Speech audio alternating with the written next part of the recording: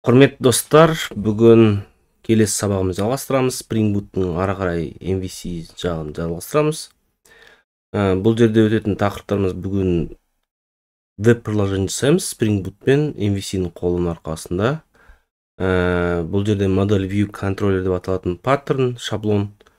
Бұл жерде модель және данныйлар бар. И view деген көрсетілім, controller деген бізге перехват жасап, HTTP сұрауымыздың қай жерден қай жаққа кететінін стап, бізге модельден ақпараттарды алып, жазуларды модельге салып, оны viewға қайтарады. View бізге көреміз. Бізде енді мынандай сөздер пайда болады, жаңа сөздер, шаблонизатор деген.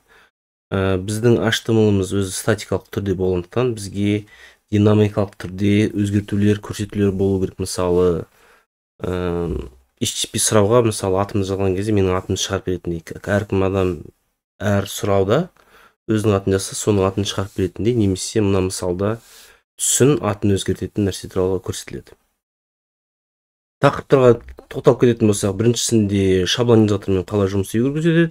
Екіншісінде HTTP сұраудың арқасында адамның аты мен түсін өзгертіледі. Получение данных дегенді HTTP сұраудан алған деректерді алып, оны модельге салып, модельден ары қарай viewға жібереді шаблонизаторға. Енді передача данных от клиента к серверу деген нәрсе, посредством параметр запроса деген нәрсені біз енді динамикалық түрде клиенттен алған нәрсемізді параметр запросында жібереміз. Енді мынау нәрсесі бар, HTTP сұраумен жол айнымалар деп аталады, переменный пути деп. Оның туралы слэшпен жазылады, ал мына жерде сұрақ белгісімен қойылған нәрсені HTTP сұрау болады. Және get пен post туралы мысалы болады. Postman жұмысты үйренеміз. Өйткені біздің веб-браузерлер тек қана get пен жұмыс істей алады. Get постпен жасау үшін, тексеру үшін біз арнайы форма құруымыз керекпіз, содан кейін барып жұмыс істейді. Бірақ қазір көреміз қолданбауының жолында.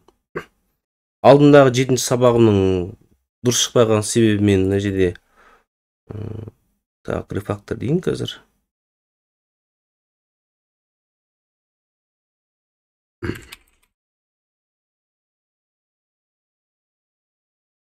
Осылай hello деп қате жазып кеткен болатын. Содан кейін контроллерім ондай hello HTML таппағандықтан менде 404-ші қате шығып отқан болатын. Кейін қарасам, солай шығып тұр екен. Localhost 81 home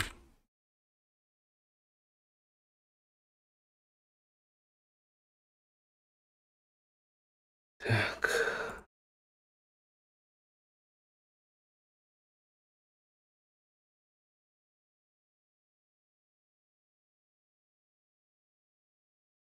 На 80 болып кетті ғой. Кешірім өтінем.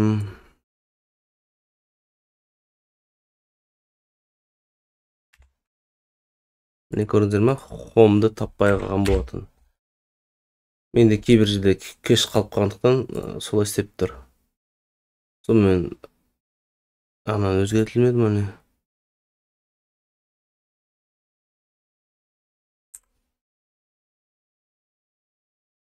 Осылай қате жазылып қапты менде.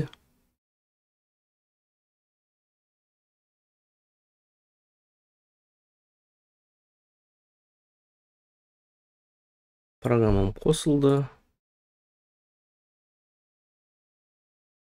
Сонымен осылай адреспен жиған кезде таппаған болатын.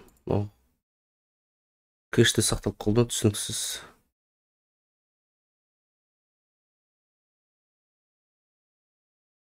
Осы себептен істемеген болатын. Енді кеп мысалы мына жерде мен мына жерде бәр жерін өзгерттім hello деп. Мына жерде home HTML болып қалған, ал мына жерде файлымда hello HTML болып қалған болатын.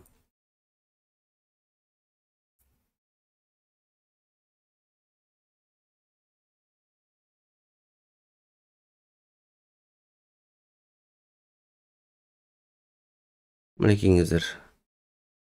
Енді осыны түзеу үшін мен жаңағы файлдың атын немесе hello деп қойылым керек еді, немесе мына жердегі файлдың екеуінің біреуін өзгертуім керек болатын.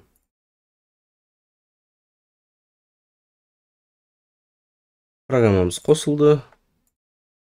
Welcome'ымыз шықты. Сонымен 8-ші сабағымызды бастайық. 8-ші сабағымыздың бірінші мысалы бізде енді ол кезде байқасаңыздар біз статикте болған болатынбыз, жай ғана HTML страницаның бетті қайтарған болатынбыз. Енді бұл жерде динамикалық болғандан біз енді нені қосамыз? Home XML-дің ішінде Maven'де TimeLift'тен қосамыз. Мынандай шаблонизатордың түр-түрі бар. FreeMarker, Mustache деген сияқты түр-түрі бар. Өздеріңіз қосып істей берсеңіздер болады. Бірақ кішкене ғана HTML-да синтаксисі кішкене өзгеше болады. И Spring Web'іміз тұрады. Сонымен бізде екі dependency'miz қосылады. Main'imiz ештеңе тиіспейміз, өзі автомат түрде бәрі құрылады, Spring Boot бәрі тұрады, Spring Application Run мен өзі жүріп тұрады. Сонымен main кластың, қандай кластың атын бердік, солай жүреді.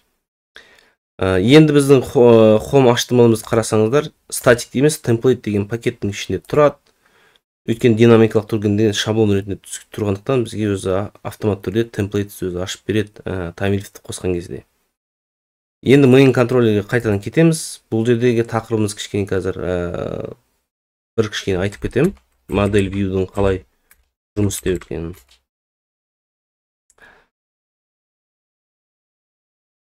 Кеттік.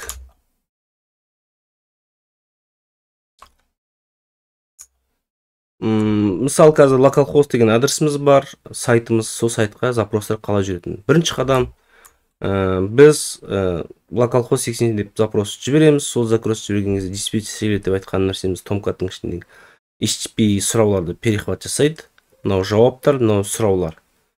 Сонымен dispatch сервер не істейді? Ол барады да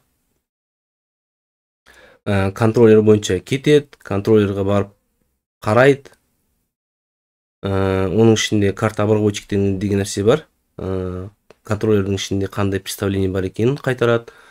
Контроллердің ішінен барғаннан кейін арбитр представление деген бар. Viewшка қай жаққа HTML-ға кету керек екенін не қылады. Одан кейін барып HTML-дің бар болғаннан кейін бәрін клиентке көрсету үшін Viewшка мына жерде TimeLift соны алады да қайтадан клиентке қайтарып, соның өңделген түрін жасап береді. Осылай жүреді. 3, 4, 5 деп жаңа обработчиктермен кетті. Ал енді мысалымыз кеттік, бастайық. Мына жерде енді бізге модель деген өзінің несі қосылады. UI Spring-тің ішінде UI деп тұр, көресіздер ғой, вебтің ішінен тұр. Енді бізге бұл не істейді? Біз мына жерге page-дің орнына атын дұрыстап берейік.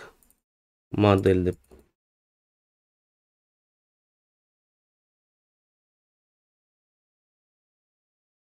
Модель view controller. Енді модельдің ішіне біз екі нәрсемен жүреді. Кілті и оның мағынасы. Сонда бізге username-ден кілт бар и color деген кілт бар. Енді соны view-ға қайтарамыз. View-ға қайтарған кезде home HTML-ға барады. Templates ішіне. Енді home HTML болып барған кезде енді бізге TimeLift-пен жұмыс істегендіктен сіздерге мына осы тегті қосасыздар. Интернеттен өзі автомат түрде негіз көп жерде шығады. Енді біз welcome дейміз да, түстің мына жерде мынау бізде модельден келген айнымалылар доллар фигуралы жақшаның ішінде жазылады сонда. Бізде кілттік сөз color мен username деген нәрсені жібердік біз міне. Username, color. Username-ның мағынасы Katie болады, red болады. Сол себепті енді color-дың орнына red түседі, мына жерге username-ның орнына Katie түседі. Программамызды тексеріп көрейік. Так, мынаны дұрыс баспадым.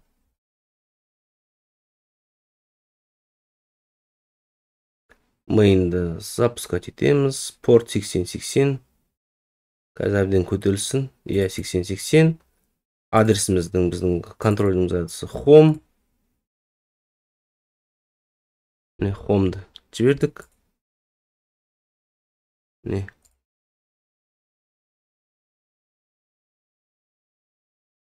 Сонымен welcome Katie деді. Katie алдық та біз қызылға бояп тастадық. Қарасаңыздар. Мысалда міне Katie red деп тұр. Home HTML-ға кіреміз. Оның style мен HTML біледі деп ойлаймыз сіздерде. Білмесеңіздер HTML-дың span мен style деген қалай жұмыс істейтінін көрсету керек. Стилі қандай, свет, color, қызыл и және соның адамның аты тұр. Бұл енді бұл хардкод деп аталады. Сіздердің модельдегі деректер бәрі өзіңіз қолмен кодта жазып кеттіңіздер. Енді бізге динамикалық түрде керек. Ол нәрсе получение данных из HTTP запроса деген нәрсе бар. Жаңа HTTP сұраудың орнына біз динамикалық түрде түсті және адамның атын өзгертейік. Енді жаңағы параметр запрос параметр ретінде жүреді. HTTP сұрау және header деген нәрсе бар. Оған тағы да қайтып келеміз. Бұған көңіл аудармаңыздар. Енді бұл жерде жіберудің запростың екі жолы бар бізге. Динамикалық түрде клиентке сайтта көрсетілудің екі жолы бар. Бірінші жолы жаңа HTTP сұрау арқылы, екінші жолы переменная пути. Мына бірінші жолы, үшінші жолын ол header ретінде көрсетеміз. Ол бірақ клиенттерге көрінбейтін нәрсе. Енді переменная пути деген нәрсе бар. Жол айнымалысы деп аталады. Кәдімгідей сұрау кезінде localhost деген кезде слэшпен жазылады, ал мына жерде сұрақ белгісімен жазылады. Қазір сіздерге көрсетеміз. Енді запрос ретінде жасаған кезде 2000 символдан аспау керек дейді. Одан кейін және де деректер міндетті түрде беру керек емес HTTP сұрауға. Сол себепті қазір мысалы көреміз. Мысалы мына жерде мынау сұрақ белгісі көріп тұрған нәрсеңіз бұл HTTP сұрау деп аталады. Сонда біздің контроллерден кейін біз бұл request param деп аталады. Сол жерге бренд Honda десек, бренд Hondалардың бәрін шығар деп. Егер ештеңе көрсетпесек, бізге бүкіл продукцияны шығарып береді. Ал егер екінші мысалында екі не бар? Қалай айтайын дедім? Екінші параметрінде баға бар. Сонда Hondaның моделі бойынша 7-ға тең модельдерін бәрі шығарып бер деп. Сонда бұл міндетті түрде бағаны жазсақ та болады, жазбасақ та болады. Сол себепті қазір мысалы бір сайт алып мысал ретінде көрсетеміз. Колесо ретінде көрсетеміз. Сол мысалды жасайық қазір. Біріншіні жауып жүрем. Бұны тоқтаттық біз. Қазір портты қайта жазбау үшін мен тоқтатып отырам бұны. Екінші мысалымызға кетеміз. Енді бізде бұл жерде динамикалық түрде request paramға color деп тұр мына жерде. Енді біздің алдымыз мысалымызда бізде мынау болмаған болатын. Мына жердегі colorға өзіміз red деп жазған болмайды. Енді біз динамикалық түрде өзгертулер жасаймыз. Ол үшін бізде жаңа аннотация қосылды, request param деп. Сұраудың параметрі деген сияқты. Ол қалай жұмыс істейді? Бізде жаңа шаблонымыз ешқандай өзгермейді. Қалай тұрды, солай тұра берді. Енді біз қазір мына жерде Katie-дің де несін қосамыз request param ретінде. Келесі мысалында бар болуы мүмкін, бірақ өзіміз жеткізбей қарап жіберейік. Так, программамыз миында тұр екен ғой. Көрдіңіздер ме? Required false деп тұр. Міндетті түрде керек емес, бермесеңіздер, ол Katie болады, и colorға ешқандай түс берілмейді. Мысалы қараңыздар. Көрдіңіздер ме? Katie ешқандай мен бой алмады. Енді жаңағы HTTP сұраудың параметрі бойынша біз color дейміз да, динамикалық түрде red деп береміз. Көрдіңіздер ме? Қызылға айналды. Blue. Енді көрдіңіздер ме? Динамикалық түрде өзі өзгеріп отырады. Yellow деп. Көрдіңіздер ме? Енді бізге адамның аты да динамикалық түрде болу үшін біз мына Katie-дің орнына айнымалы қоямыз өзімізде. Мына жерге де жазамыз request param деп. Енді екінші параметрін қосамыз. Request param required false жазбай қойсаңыздар, қарасаңыздар. Міне required'ті жазған кезде default бойынша ештеңе жазбасаңыз міндетті түрде тұрады. Сосын false қоямыз. Мына жерге string'тің қандай ат бересіздер, соны браузерде жазу керек. Name деп қойдық. Мынау бізге page'іміздің атымыз не емес, модельді түсінікті болу үшін.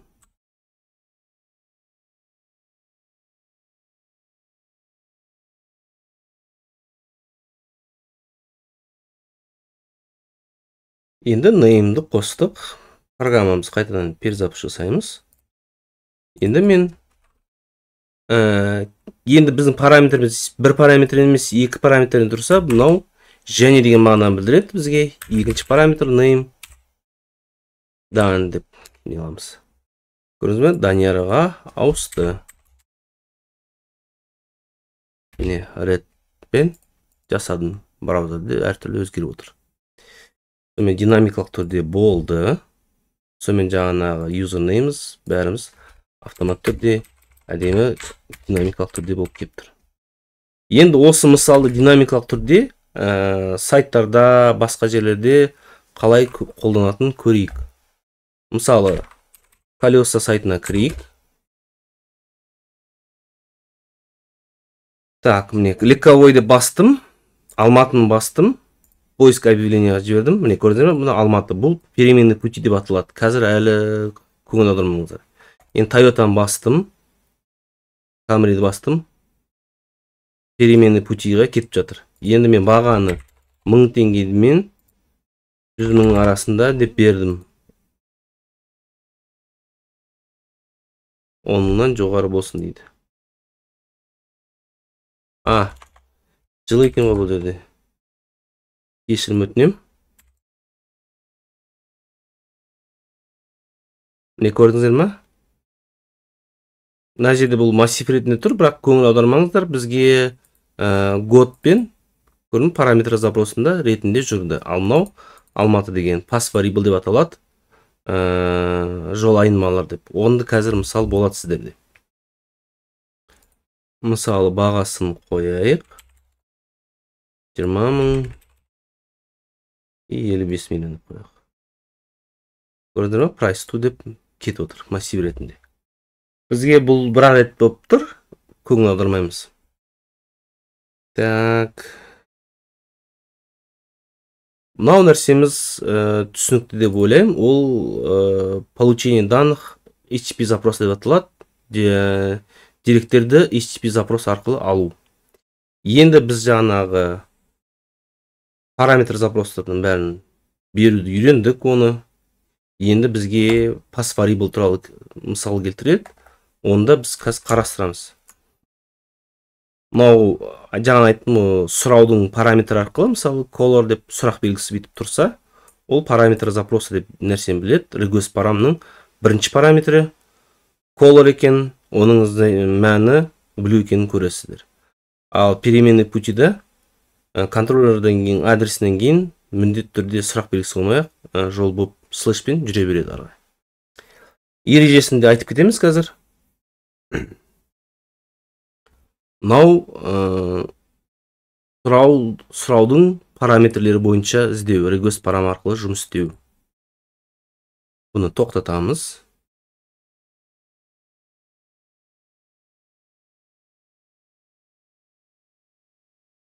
Тоқтаттық. Үшінші мысалымызға келдік. Мен жаңа айтқан нәрсені, соны қайтадан нәрсе сол динамикалық түрде істеудің жолы. Бұл мысалда жабамыз, оны істеп тастадық біз. Енді төртінші мысалымызға келеміз. Pass variable деген қалай жұмыс істейді. Алдындағысына қарасақ, біз request mappingде құр home деп тұрдық. Енді мына жерге сіздерге pass variable жұмыс істеу үшін фигуралы жақшаны ашасыздар да атын бересіздер, color деп бердіңіздер. Айнымал ретінде. Сол қалай жаздыңыздар осы жерге де солай жазсаңыздар тура соны алады. А егер атын мысалы басқаша ат бергіңіз келсе, жаңа мынаның ішіне жазып шығу керекпіз. Name депші. Name color деп бұлай жазып, мына жерге color 2 деп өзіңіз қалай жазсаңыздар болады. Негізі көп мысалда бұлай жазбайды. Қалай тұрды? Request mappingте мына жерде қалай тұрды? Соның жаңа атын ала салады мына жерге color'ды. Енді мына жерге біз Katy'ді де қосып жіберейік. Katy'мізді динамикалық түрде болсын. Мына өшіреміз. Name. Мына жерге оны pass variable екенін көрсету керек бізге.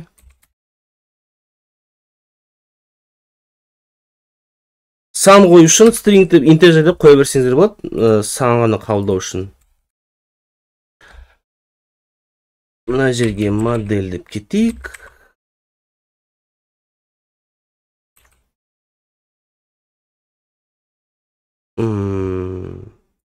Шаблонизатордамыз ешқандай ештеңе әлі өзгерген жоқ. Солай тұра береді. Бізге тек қана контроллерде өзгерту жасадық динамикалды. Енді бұны бізге тексеру үшін программамызды запускать етеміз. Бірінші мен color беруім керекпін home'нан кейін, одан кейін мен атын беруім керекпін. Сонда менде браузерде былай болады енді. Home. Color'ды алып тастаймын, өйткені бұл жол айнымасы болғаннан кейін red болады. Name'ді алып тастаймын. Міне, осылай кетті. Не көрдіңіз бе? Red done деді. Мен мысалы кеп blue деймін.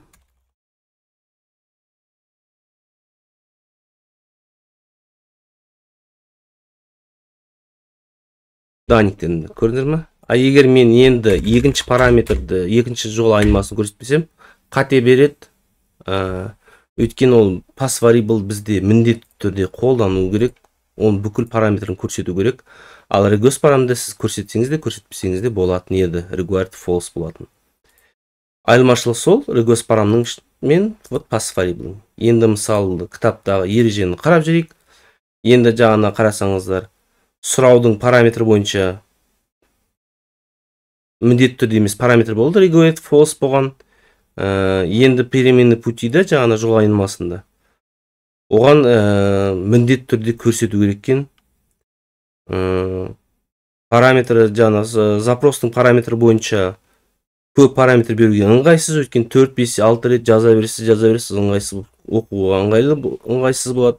Ал жол айнымасында 3-тен артық қоймаңыздар дейді, 2 болды дейді. Өйткені сіздер мына жерде қарасаңыздар, запросыңыздар мысалы home blue былай бетіп жазсаңыздар, түсініксіз да ненің екенін. Енді мен мысалы бұны әдемілеу үшін мен жазуым керекпін да, енді мысалы color былай мысалы. И жаңағы name депші. Кішкене адамға түсінікті болу үшін.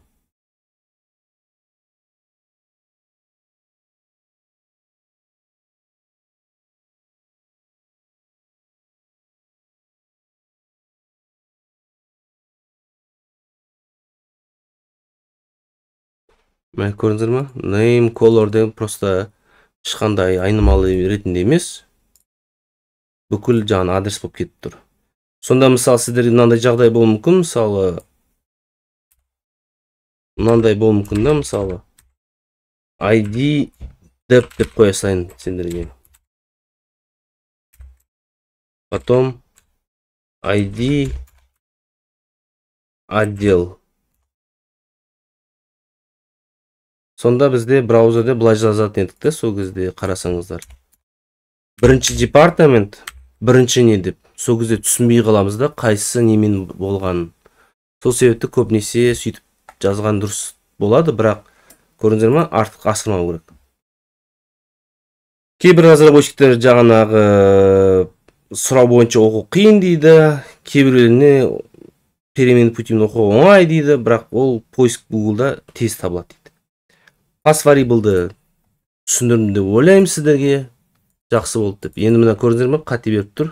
Cannot resolve pass. Міне color'ды to ID depend ауыстыр дейді. Мынаны көрмей тұрмын дейді.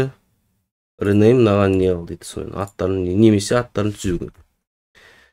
Сонымен pass variable'ымыз түсінікті деп ойлаймын. Сұрақтарыңыз болса комментарий жазыңыздар. Қайтадан видеоны дұрыстап түсіруге тырысамыз.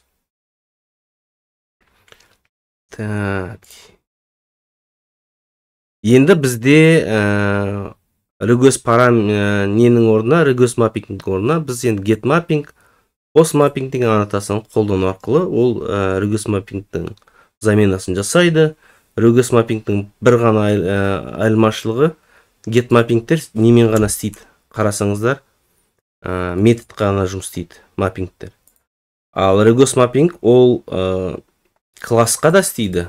Класстың үстіне жазсаңыз болады, немесе методтың алдында жазсаңыз болады. Бул енді күрделенүү башталды. Енді бізге қалай айтсақ екен, біз продукт деген модель құрып аламыз, оның бағасы мен аты мен бағасы тұр. Енді біз продукт сервис деген екінші компонент құрып аламыз. Ол компоненттің ішінде жай ғана продукттың тізімі болады. Сол тізімге продуктын қосамыз және сол тізімнің бәрін шығарамыз да. Сонда бұл біздің уақытша массивтегі базаданық ретінде, дерек қор ретінде сақтаймыз, қосып отырып жинау үшін.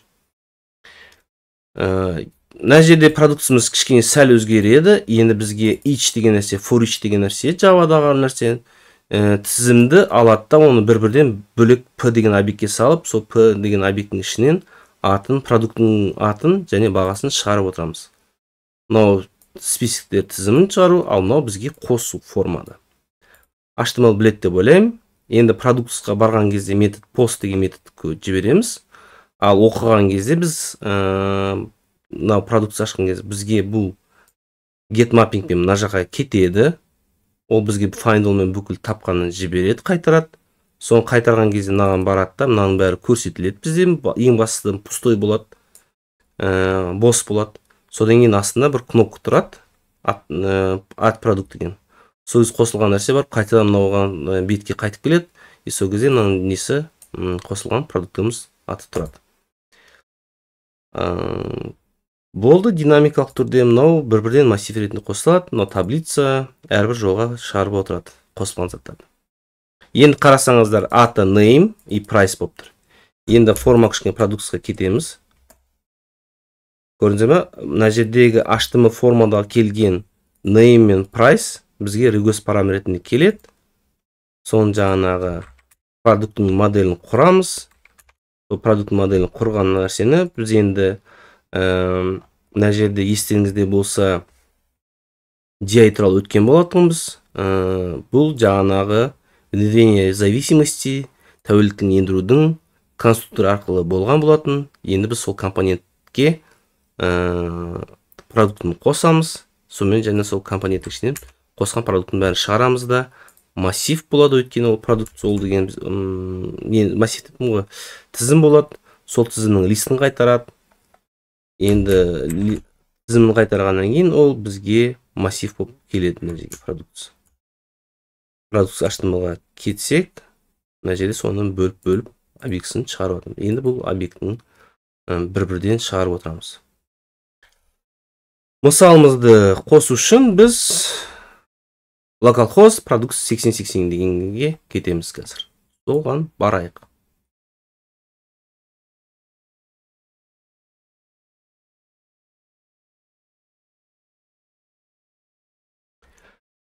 Продукт кеттік. Жағын айтқанда get пен кетті. Мына жаққа түседі. Find all мен іздейді. Ол бізге пустой қайтарады. Пустой қайтарғаннан кейін бізде продуктымыз бос болып тұр. Мына жерде әлі ештеңе шықпай тұр. Енді бізге жаңа бір зат қосу керек. Иә. Баллон дейік. Бағасы 1500 дейік. Қостым, ол қайтадан getке кетті. Мынау басқан кезде ол постқа кетеді. Мына жаққа істейді пост маппингпен. Мына жерде қарасаңыздар, продукт HTML-ның ішінде метод қандай постқа кету екен. Сонымен get mappingпен перехват жасайды. Сонымен жаңағы мына бассаңыздар бүйтіп кетеді. И соның ішінен жаңа пост маппинг ішінде объектісін алып қосады, қайтадан соны find all мен шақырады да, соны продуктқа қайтарып жібереді бізге. Сол HTML-ға қайтадан лақтырды. Енді көрдім, мына жерде price-қа мен әріп қоя алмаймын. Ол әріпке қоя алмайтын себебім, мына жерде көрдіңіздер ме? Number деп тұр type-тан HTML. Бұл себепті қоя алмаймын. Мен бұл жерге сандар қоямын. Бұл уақытша тізім болғандықтан сіздер программаңызды қайта-қайта өшірген сайын ол тазалап тастап отырады. Өйткені Spring-тің ішінде біз бұны тәуелділік ретінде енгізіп отырмыз. Әрбір міне көрдіңіздер ме? Соны жаңа контекстен тазалап оны отырады, жоқып тастайды. Сонымен бұл бітті. Программамызды өшіреміз. Енді ең соңғысы қалды. Бул жерде кандай өзгеріс бар деп ойлайсыздар? Бул жерде эч кандай өзгеріс жок. Бизде бул жерде энди гана биз ана жерде продукттун ичинде request параметринде берген болатынбыз. Енді біз бұл жерде тек қана объектін бере саламыз. Қалай? Бұны қалай табат деген ой кетеді сіздерде. Өйткені HTML-дың ішінде, мынау шаблонның ішінде name и price деген бар.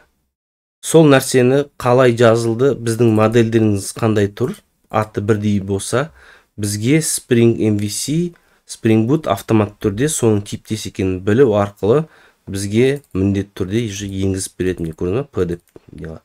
Бізге жеке-жеке жаңағы қоюдың қажеті жоқ. Тура жаңағы істеген нәрсеміз сол шығып тұр.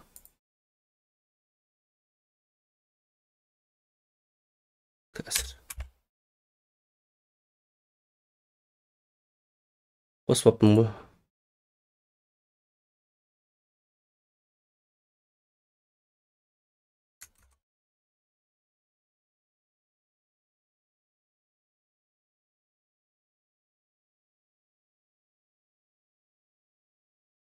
Көрдіңіздер ме? Ешқандай өзгеріс жоқ.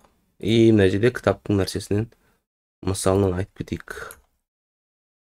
Жаңа get пен post, жаңа post, put, patch пен істеу үшін сіздерге жаңа postmanмен жұмыс істеу керек болады. Ол біз 10 главада сол кезде көрсетіледі.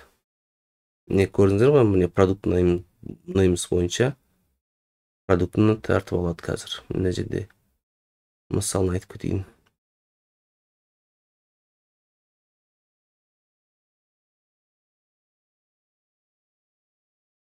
Бұлай жазуға болады. Request mapping'дің get mapping'дің орнына. Мына ұзақ болғандықтан сіздерге көрсетілмеді. Мына екеуі бірдей. Мына request mapping'те қарасаңыздар, не көрдіңіздер ме? Типке и методке де байланысты. Егер request mapping'тің үстінде қолданатын болсаңыздар, мына жерде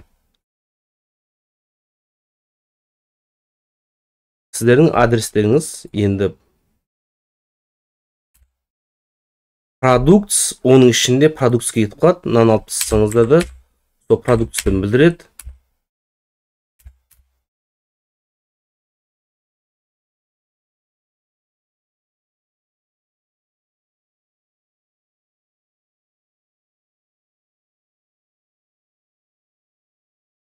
Мына request mapping деген ескі жолы болатын, мына get mapping деген уже жаңа жолы. Екеуінде комбинация жасаңыздар да болады. Қандай өзгеріс болмайды. Мына тазалану керек болған. Сессияда сақталып қалды ғой деймін. Так, продукция бәрін тазаладық. Браузерде кішкене кэш сақталып қалатын бір әдеттері бар.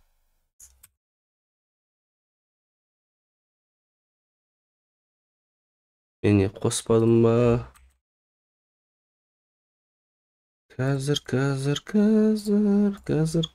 бір минут.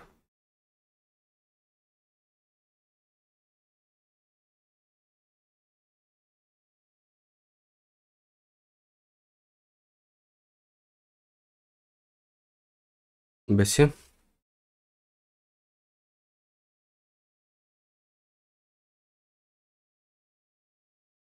Тура сол іс-әрекеттің жолы өздеріңіз білесіздер. Request mapping жазбай бәр жерге жазып шықсаңыздар да болады, немесе бұл бәріне бүкіл контрактілердің адресі продукс болады.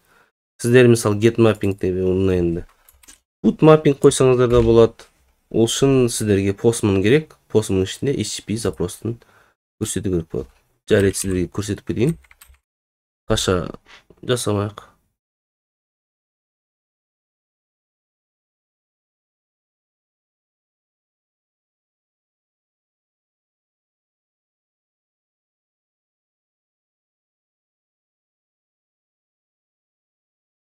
Міне көрдіңіздер, post pod деп и жаңа localhost деп жазасыздар да солай кете бересіз.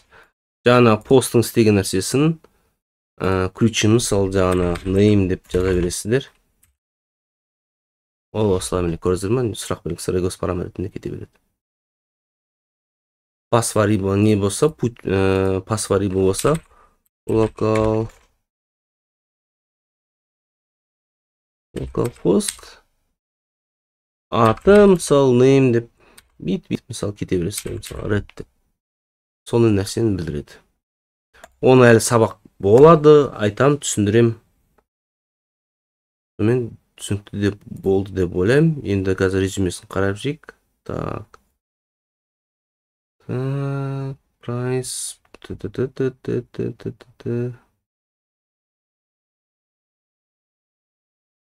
Не, көрдіңіз бе? Непосредственно действие контроля дейді. Осының экземплярын құру керек екенін біледі. Параметрлерін жаңағы бәрін HTTP сұрау ұқсас болса, по умолчанию, чтобы маңызды көрдіңдер ма? И бізде маңның нәрсесі болу керек. Конструктор по умолчанию бар бізде, продукттың өзі автоматты деп құрады. Сонымен сау саламат болыңыздар. Қарап отырыңыздар, лайк басып отырыңыздар. Сілтемені жіберіп отырыңыздар. Жақсы, сау болыңыздар.